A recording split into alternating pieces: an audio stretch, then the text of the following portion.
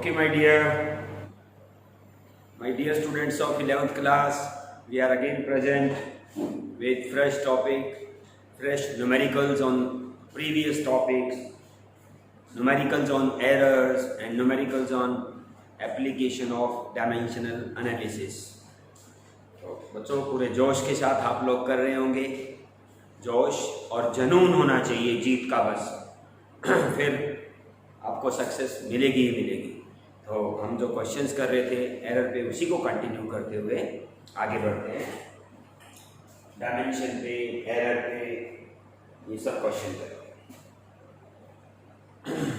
The two resistances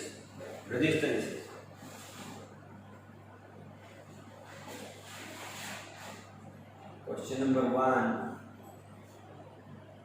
errors. Error पे question है, two resistances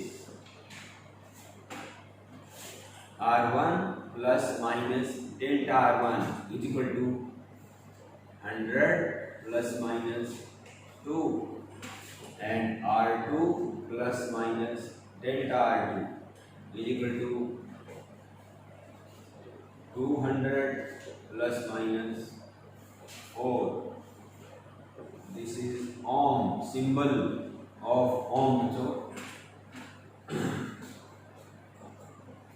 find with error net resistance in parallel में net resistance निकालेंगे। Net resistance इसको comparison से हम यहाँ से देख सकते हैं, R1 plus minus delta R1 100 plus minus 2 means R1 तो 100 ओम है और प्लस माइनस 2 का मतलब मापने में गलती हो गई, एरर आ गया। ऐसे ही R2 तो 200 ओम है प्लस माइनस 4 मतलब मापने में 4 ओम की गलती हो गई। तो हम लिख सकते हैं R1 is equal to 100 ohm and delta R1 is equal to 2. Similarly, R2 is equal to 200 ohm बच्चों and delta R2 is equal to 4. When the two resistances are joined in parallel, you might have learned in your previous class, 10th class, ये R1 होता था, आपको अच्छे से याद होगा, ये R2 दोनों को अगर पैरेलल में जोड़ा जाता था तो पैरेलल में जो आंसर निकालते थे 1 बाय करके निकालते थे, आपको याद होगा 1 over RP is equal to 1 over R1 plus 1 over R2। LCM लेके अगर इसको उल्टा कर दिया जाए तो आंसर आ जाता था RP। एलसीएम R1 और R2 का LCM R1 into R2, this will be R2 plus R1, reciprocating you will get answer Rp is equal to R1 R2 upon sum of the two, this is equal to R1 100। यहाँ से calculate किया जा सकता है Rp की value को, this is 100, this is 200, नीचे दोनों का सम 100 और 200 का सम बच्चों 300, this is Rp comes out to be 200 by 3 ohm 66.6667 ओम। ये तो आरपी है।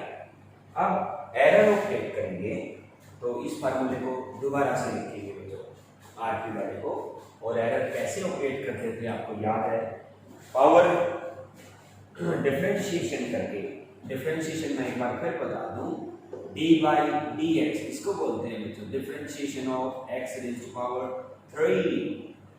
इसको पढ़ा जाता है differentiation of x cube with respect to x. करते कैसे हैं, डी बाई डी एक्स को ऑपरेट कैसे करते हैं, जितनी पावर है वो आगे आ जाती है, एक पावर कम हो जाती है, 3 में से एक कम कर देंगे, दिस इज 3x स्क्वायर। जितनी पावर है आगे, और इसको ऐसा भी लिखा जा सकता है delta by delta x of x cube, this is equal to 3x square power आगे, और ये डेल्टा एक्स उधर भी लिखा जा सकता है बच्चों, delta of x cube is equal to 3x square delta x, like this. इसको डिफरेंशिएशन बोला जाता है। ये डेल्टा एक्स उधर भी ट्रांसफर हो सकता है। माइंड जितनी पावर है वो आगे ले आओ, 1 पावर लेस कर दो, तो dx मैंने बताया था, dx delta x one and the same thing. Error operate करने के लिए इसको हम आगे बढ़ाएंगे और आपको समझ आ जाएगा। जितनी पावर आगे ले आओ और 1 पावर लेस कर दो। इस वाली इक्वेशन को लिखा जा सकता है 1/rp is equal to 1/r1 plus 1/r2। This is from your 10th class. इसको लिखा जा सकता है बच्चों rp raised to power -1, r1 -1, r2 -1। ये पावर है क्योंकि जब नीचे से आप ऊपर जाएंगे तो -1। आप डिफरेंशिएशन करूंगा बी अलर्ट, जितनी पावर आगे ले आओ आगे ले आए, एक पावर लेस कर दो, -1 एक लेस कर दे, और साथ में क्या है डेल्टा आरपी, क्योंकि आरपी के विद रिस्पेक्ट टू कर रहे हो तो डेल्टा आरपी। इसमें -1 पावर आगे ले आओ, एक पावर लेस कर दो, -1 पहले ही लेस कर दी, into delta R one plus -1 power फिर आगे ले आओ, r2 की पावर -1 डेल्टा r2। यहाँ से हम आरपी की वैल्यू कैलकुलेट कर चुके हैं। ध्यान -1 कॉमन होके कैंसिल हो जाएगा। आरपी की पावर -2 आ गई। आरपी की पावर -2 को लिखा जा सकता है 1/rp स्क्वायर, नीचे आएंगे तो पावर प्लस हो जाएगी, so it can be rewritten as delta RP by RP square is equal to delta R one by R one square plus delta R two upon R two square. r2 -2 नीचे आके +2, -2 नीचे आके +2। यहाँ से हम डेल्टा आरपी बड़े मजे से निकाल सकते हैं, क्योंकि RP we know it, we know delta आर1। कहाँ है डेल्टा आर1? ये रहा, वी नो आर1 ये रहा। ऐसे हम सॉल्व कर सकते हैं। जल्दी जल्दी सॉल्व कराओ, स्पीड अब आपकी ठीक हो गई होगी। Delta RP upon RP square, delta R1 is 2, यहाँ पे लिख देंगे 2, r1 स्क्वायर, r1 तो 100 है, 100 का स्क्वायर 10 की पावर 4, 100 का square plus delta r2 4, delta r2 को 4 लिख देंगे, r2 का स्क्वायर इसका स्क्वायर 4 इंटू 10⁴। 200 का जब स्क्वायर करेंगे 2 का स्क्वायर 4, 10 की पावर 2 का स्क्वायर 10 की पावर 4। इसको सॉल्व करना हमारे लिए कोई मुश्किल नहीं बच्चों। यहाँ से देखो एलसीएम आ जाएगा 4 इंटू 10⁴, यहाँ 4 2 जा 8 plus 4, this is 12 upon 4 into 10⁴, this is 3, 4 3 जा। Now we want delta RP.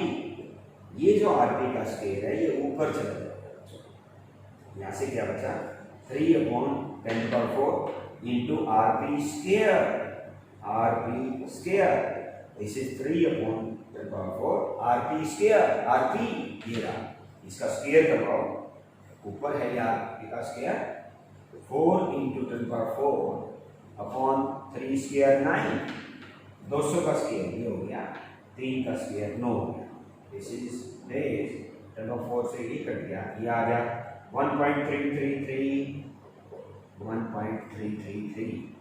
इसको लिखा जा सकता है 4/3। डेल्टा आरपी आ गया, बस एकदम से ही आ गया बच्चों। अगर डेल्टा आरपी आ गया फिर तो कोई प्रॉब्लम ही नहीं, फिर तो हमारा आंसर आ गया। कैसे? You will write answer in 2 form. Answer number 1 rp plus minus delta RP ऐसे लिखते थे, याद करो। आरपी ये रहा 200/3, 200/3 को आप लिख सकते हैं 66.67, 200/3 can be written as 66.67 plus minus delta RP. Delta RP अभी अभी निकाला आपने 4/3, 4/3 को लिख दोगे 1.33। This is answer number 1। Percentage form में लिखना हो तो आप ऐसे लिखेंगे, पहले परसेंटेज निकालेंगे, delta RP upon RP into 100, delta RP 4/3 delta RP है 4/3 आरपी ये रहा 200/3 डेल्टा आरपी है 200/3 into 100%. So solve about 3 से 3 cancel, 2 0 से 2 0 cancel, it is 2%. Hence answer की जो सेकेंड फॉर्म है वो लिखी जा सकती है। तो सेकेंड फॉर्म आरपी हमारा है 66.67 plus minus 2%. This is answer number 2. This is very important numerical. It always comes in all type of entrance exams. तो यहाँ से समझने का है बच्चों, नीचे था तो पावर -1 कर दी, पावर आगे आ जाती है 1 पावर लेस हो जाती है, डिफरेंशिएशन। यहाँ R2 था तो डेल्टा R2, R1 है तो डेल्टा R1, R2 है तो डेल्टा R2, -1 कॉमन आ जाएगा, इस -1 से कैंसिल हो जाएगा, डेल्टा RP स्क्वायर हो गया, डेल्टा R1 स्क्वायर नीचे क्योंकि ऊपर -2 पावर है तो नीचे +2 डेल्टा R2 स्क्वायर। ये क्वांटिटी आने के बाद, ये इक्वेशन आने के बाद सारी वैल्यूज आपके पास यहाँ से पुट करने को हैं, उससे डेल्टा RP आ गया सॉल्व करके, डेल्टा RP आ गया तो दो टाइप के answer RP plus minus delta RP। एक परसेंटेज निकालने के लिए 2% आ गई, परसेंटेज फॉर्म में लिखो, रिलेटिव फॉर्म में, ये आंसर इसके अच्छे क्वेश्चंस में से है। अच्छे से कॉपी कर लेना और अच्छे से कर लेना, और ना समझ में आए बच्चों तो व्हाट्सएप करके फोन करके you can ask me, you can make it repeated, दोबारा पूछ सकते हैं आप। चलिए अगला क्वेश्चन करते हैं बच्चों, एरर पे, डायमेंशन पे, like this.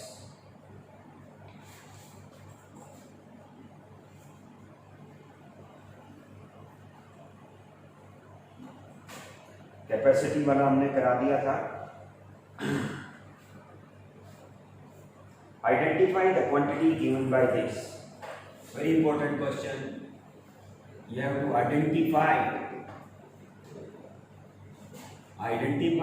The physical quantity. इसको पहचानो, ये क्वांटिटी कौन सी है, आपको चॉइसेस दे रखी है बच्चों, कौन सी क्वांटिटी है, C into V upon epsilon not into rho। This is which quantity, ये क्वांटिटी है क्या आपको बतानी है, दिस इज क्वांटिटी x, आपको बताना है ये x क्या हो सकता है, x y z is unknown, ये आपको बताना है। जबकि आपको ये दिया हुआ है C इज कैपेसिटी और capacitance, V is voltage potential, epsilon not is permittivity, किया था आपने कूलॉम्स लॉ में, एंड रो 10th क्लास में पढ़ा है बच्चों, रेजिस्टिविटी, इसको रेजिस्टिविटी बोल दो या स्पेसिफिक रेजिस्टेंस बोल दो। इन सबके डायमेंशन रखेंगे, हमें पता लग जाएगा x क्वांटिटी क्या है। सबके डायमेंशन इंपॉर्टेंट माने जाते हैं, बच्चों को अक्सर मुश्किल लगते हैं, लेकिन आपको मुश्किल इसलिए नहीं लगेंगे, आप अगर साथ साथ पढ़ रहे हैं तो आपको दिक्कत नहीं आएगी। कैपेसिटी को पकड़ो पहले, Q इक्वल टू CV, यहाँ से निकल जाएगी कैपेसिटी की वैल्यू, कैपेसिटी की वैल्यू आ गई चार्ज अपॉन वोल्टेज, यहाँ रख देंगे हम चार्ज अपॉन वोल्टेज, ठीक है। रेजिस्टिविटी, पहले ये फार्मूला आना चाहिए आपको, resistivity rho L by A, 10th class, ये 10th में नहीं था, ये मैंने 1-2 दिन पहले कराया आपको। Rho is called resistivity, R A by L, ये वैल्यू पुट कर देंगे, और एप्सिलॉन नॉट की वैल्यू तो आपको याद है कूलॉम्स लॉ से, कूलॉम्स लॉ दो चार्जेस के बीच में होता था, एक चार्ज Q1 होता था, दूसरा Q2 होता था, इसके बीच में जो फोर्स होता था that was equal to K Q1 Q2 by R square. इससे तो K के डायमेंशन निकलेंगे, और K के डायमेंशन निकल गए तो उसका उल्टा कर देंगे, epsilon not, epsilon not means permittivity, यहाँ से निकाल लेंगे डायमेंशन।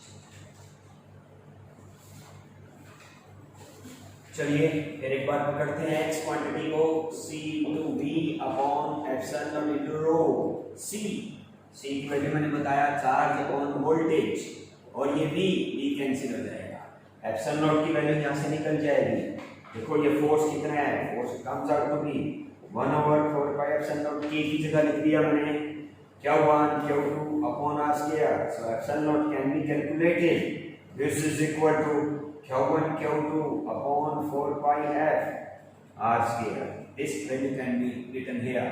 epsilon naught की जगह लिख देंगे हम Q1 Q2 चार्जेस ऊपर 4 pi f r square, 4 pi f into r square.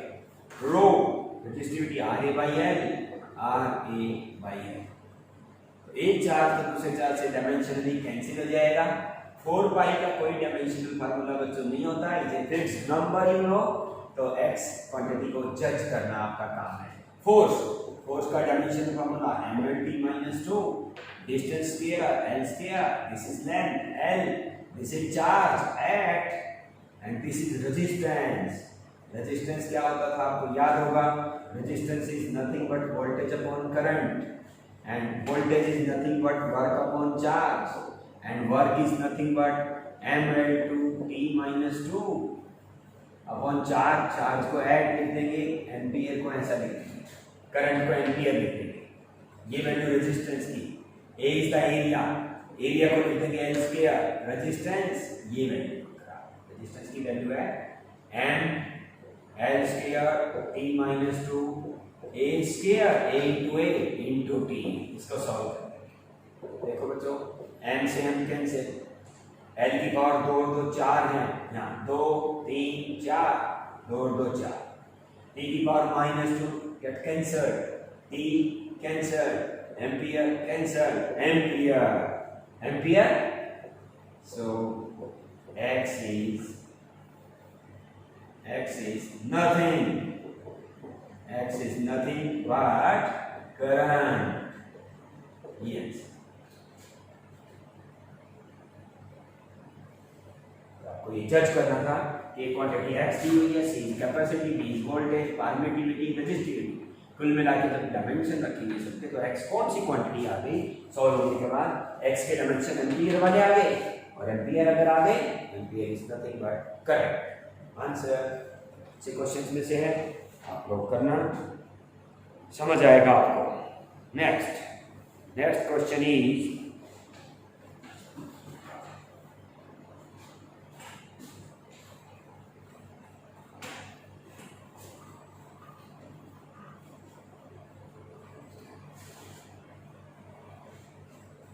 next important question of dimension and error from NCERT, very important। there is a famous relation of mass given, question ऐसा आएगा, there is a famous relation।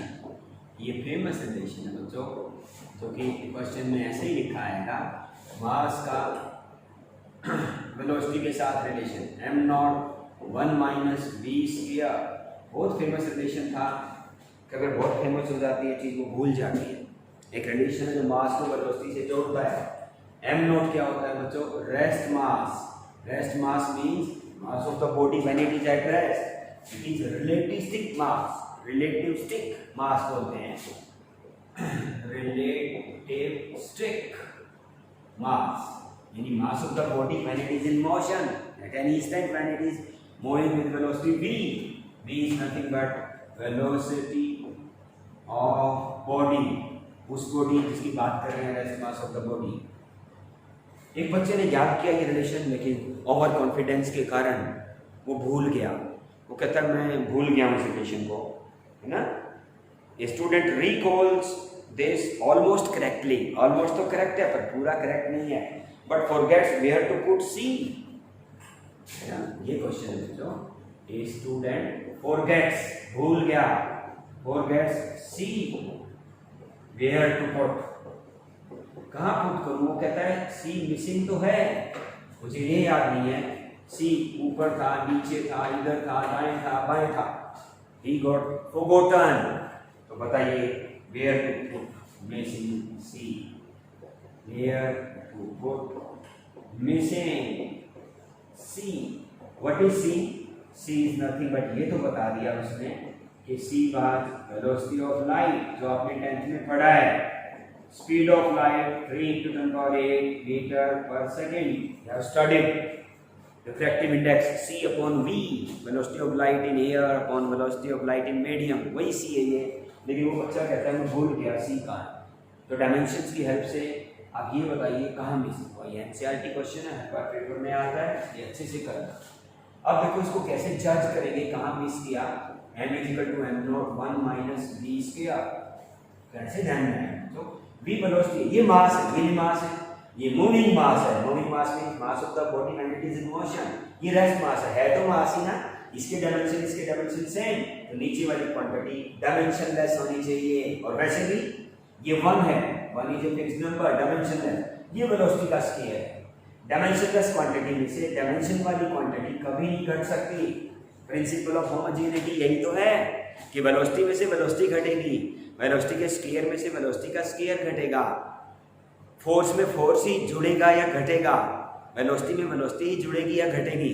आप कह सकते हो एक velocity v1 है 5 metre पर second, दूसरी वेलोसिटी है 10 मीटर पर सेकेंड, जोड़ोगे तो 5 + 10 15 मीटर पर सेकेंड। एक वेलोसिटी है, दूसरी क्वांटिटी फोर्स है, तो ऐड कभी भी नहीं होगा। वेलोसिटी में फोर्स कैसे जोड़ेंगे। या कोई डायमेंशनलेस क्वांटिटी है, उसमें डायमेंशन वाली कोई भी क्वांटिटी ऐड या सब्ट्रैक्ट नहीं होगी। तो 1 तो डायमेंशनलेस है, ये वेलोसिटी का स्केयर है, जरूर इसके नीचे वेलोसिटी का स्केयर रहा होगा। और जो मिस किया उसमें c मिस किया, तो c का स्केयर मिस किया। वेलोसिटी का स्केयर डायमेंशनलेस में से डायमेंशनलेस क्वांटिटी घटेगी तो डायमेंशनलेस बचेगा। मास के डायमेंशन, यानी मास के dimension, the relation will be okay. अब ये रिलेशन भी करेक्ट हो गया और जो मिसिंग सी था वो भी हमने ढूंढ दिया। तो ये बोर्ड एग्जाम में या 11th के एग्जाम में 2 मार्क्स का क्वेश्चन आता है कि डायमेंशनलेस क्वांटिटी में से डायमेंशनलेस क्वांटिटी ही घटेगी। 1 में से वेलोसिटी का स्केयर होना जरूरी है, इसी अकेले के अपॉन में। तो अभी डायमेंशनलेस हो गया, दे कैन बी सब्ट्रैक्टेड। यहाँ mass left hand side right hand side they are same, hence you will get exact relation. एक बहुत सा क्वेश्चन था, इंपॉर्टेंट था, तो अच्छे से करना है। We move further. Very important questions are being done by you. ये कॉपी में करते जाओ बच्चे। आप जो ही लॉकडाउन खुलेगा, स्कूल्स में जाएंगे, ये जहाँ भी पढ़ेंगे आप, सब जगह ये क्वेश्चन आपको कराए भी जाएंगे और आपको अच्छे से पहले से ही आते होंगे, तो आपका कॉन्फिडेंस लेवल राइज करेगा। वही राइज करना हमारा काम है बच्चों। Next question, again very important question. Force, F is the force, is equal to alpha upon density plus beta cube. Alpha, beta, they are unknown quantities for us. Alpha plus beta cube. It is given that rho is density, and density को आप अच्छे से जानते हैं, मास बटा volume. इसके dimension ml-3, क्योंकि मास बटा वॉल्यूम क्या है 3, ऊपर जाके -3, तो डेंसिटी के डायमेंशन आपको आ गए ml-3। तो आपको बताना क्या है, find dimensional formula of alpha into beta. पहले अल्फा निकालेंगे, फिर बीटा, दोनों के डायमेंशंस को मल्टीप्लाई कर देंगे, we get answer. Principle of homogeneity दोबारा से लगेगा बच्चों। ये हमें पता लग गया डेंसिटी है, इट इज डेंसिटी। तो सेम डायमेंशन की क्वांटिटीज ही ऐड या सब्ट्रैक्ट होती हैं। ये बच्चों डेंसिटी है plus beta cube. Beta quantity कुछ भी हो, बीटा का जो क्यूब रहेगा उसके डायमेंशन वही जो डेंसिटी है, क्योंकि सेम डायमेंशन की क्वांटिटीज ही ऐड होती हैं और सब्ट्रैक्ट होती हैं। डेंसिटी में डेंसिटी तो ऐड होगी, डेंसिटी में वेलोसिटी, फोर्स, एक्सेलरेशन, ये कैसे ऐड होगा। प्रिंसिपल ऑफ होमोजेनिटी, एक जैसी चीजें ही ऐड या सब्ट्रैक्ट होती हैं। इससे क्लियर हो गया कि बीटा क्यूब के डायमेंशन डेंसिटी वाले होंगे और डेंसिटी के डायमेंशन ml-3, तो बीटा के डायमेंशन बच्चों m⁻⁴ l⁻⁻⁴ taking cube root. एक आंसर आ गया बीटा का। अल्फा कैसे निकालेंगे, डेंसिटी में डेंसिटी ही जुड़ेगी और डेंसिटी इधर चली गई, force into density is again alpha. तो अल्फा के डायमेंशन यहाँ से आ गई, फोर्स के डायमेंशन आपको अच्छे से आते हैं ml-2, डेंसिटी के ml-3, you will get answer. ये अलग आ जाएगा m⁻², 1 1 2, l⁻², यहाँ 1 पावर, यहाँ -3, t-2, this alpha. Alpha you know, beta you know, you will know alpha into beta. Alpha की वैल्यू पुट कर दो जल्दी, m2 l-2, m2 l-2, t-2, into beta. Beta is m raised to power 1 by 3 into n raised to power minus 1. इनका answer 2 plus 1 by 3 दोनों चीजें साथ m raised to power 7 by 3 n raised to power minus 3 minus 2 minus 1 minus 3 t minus 2. This is the final answer. Density में density तो add होगी, same बात है बिल्कुल, आप नहीं छोड़ेंगे ऐसे क्वेश्चन, प्रैक्टिस होने से आप और अच्छा सा करेंगे। आप एक और क्वेश्चन करते हैं बच्चों, इंपॉर्टेंट क्वेश्चन।